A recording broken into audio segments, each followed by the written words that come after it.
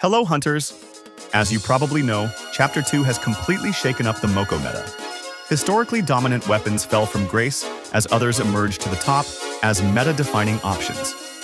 I've gathered the opinions of multiple Moko pro players, such as 𝗴𝗿𝗄𝗃, 𝗁, 𝗀𝗏, and 𝗁cie, to bring you the ultimate Moko weapons tier list.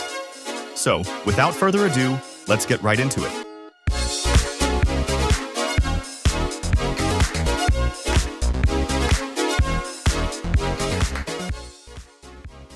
First, though, we have to talk about the F tier. They're unanimously agreed to be among the few unusable weapons in Moko. The main reason for that is they're simply outclassed in everything they provide. Weapons in this tier see barely, if any, use, and I definitely don't recommend playing them. Medicine Ball has always been this outclassed healing weapon. This chapter as a whole doesn't particularly reward healers, and if you do want to play support, the Staff of Good Vibes is better than it in every way. There are no use cases where you'd want to use Medicine Ball over any other weapon, and so I'm putting it in the lowest spot on the list. Very surprisingly, the Buzzkill also ends up in the F tier. Back in Chapter 1, the Buzzkill used to run the meta, but the Moko team have nerfed this weapon to the ground. Currently, the bees from the Buzzkill are bugged and don't shoot properly, which also massively affects this weapon's placement on the list. On the bright side, though, we might see it going up a tier in the future if the issue gets fixed. The second lowest spot on the list takes a recent weapon, and that is the Hornbow. The Hornbow is an interesting weapon meant for crowd control, but the dominance of splash gadgets such as the pepper spray or the snow globe makes it difficult to find use cases for it. Moving on, we have the C tier. Weapons that belong in this tier aren't particularly good, but they do find some niche use cases in this meta where they can shine. They're most often used in specific dojos, where they're essential to achieve a sub 2. While in theory, Wolf Stick sounds like a fun weapon with a unique mechanic, in reality it's just awfully underwhelming and doesn't see much use at all. Wolf Stick's main flaw is that it just lacks meaningful impact in PvE content. The sole reason that it is not an F tier, though, is that it's absolutely essential in the dojo tag team. CPU Bomb's main appeal is that it has the potential to deal massive amounts of damage. The reality is a bit more harsh, though. It struggles a lot with more fast-paced and dynamic gameplay. A big role in its usability is the positioning of the enemies, and so if you are able to pull it off well, you gain a lot of value. By far, CPU Bomb's strongest feature is the AoE damage, so dojos such as Sculpted Stone are a breeze. The Singularity provides a really interesting mechanic, and that is to decrease gadget cooldown. The main issue comes when we talk about damage output. For a melee weapon, it really struggles with close combat, and has to heavily rely on gadgets to deal any meaningful damage. Not only that, but some, especially inexperienced, players may find it very frustrating to utilize it to its full potential. Coming into the B tier, we have weapons that are pretty solid. They require very specific builds and careful positioning to work properly, but if pulled off well, they can provide a lot of value. These weapons are not particularly meta, but you can build around them. Poison Bow is a really strategic weapon. It combines its overpowered synergy with unstable laser and DOT stacking with really cool sticker to deal great damage. It requires very precise setups and a lot of practice, but once you nail down how to play it well, expect good results. When it comes to playing healing, you don't really have a choice.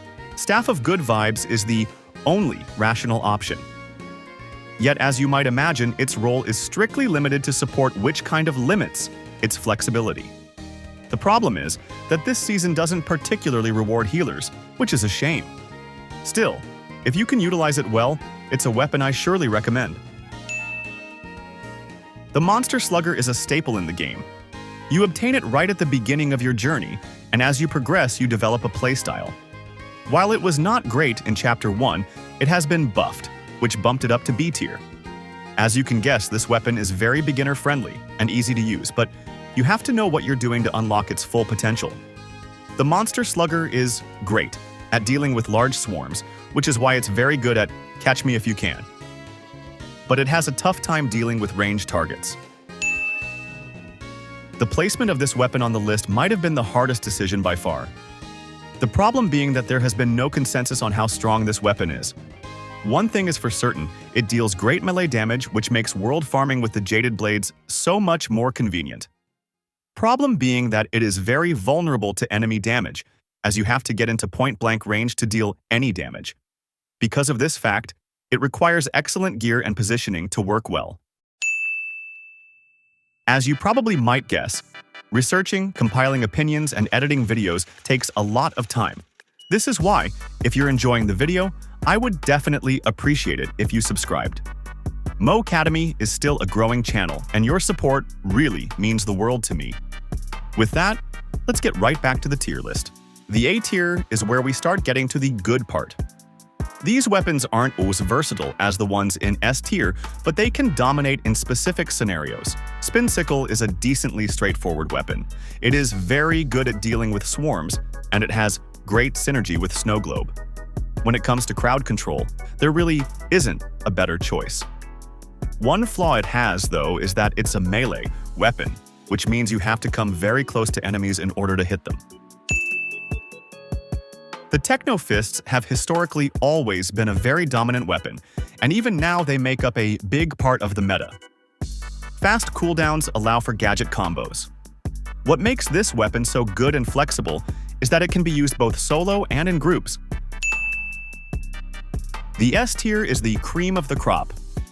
These weapons are undoubtedly the strongest in the entire metagame. They are highly dominant in almost all of MoCo content because they offer high damage, versatility, and powerful synergies with gadgets, rings, and passives.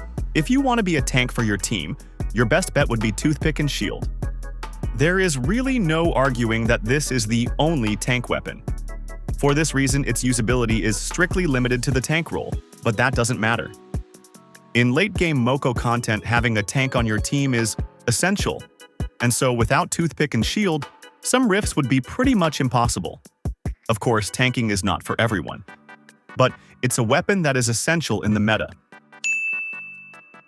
The Speed Shot is undoubtedly the most versatile weapon in the game.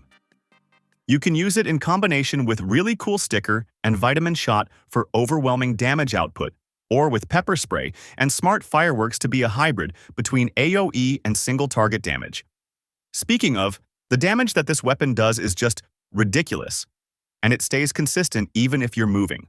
For how straightforward it is, the Speed Shot is an excellent weapon, and nothing really compares to its damage output.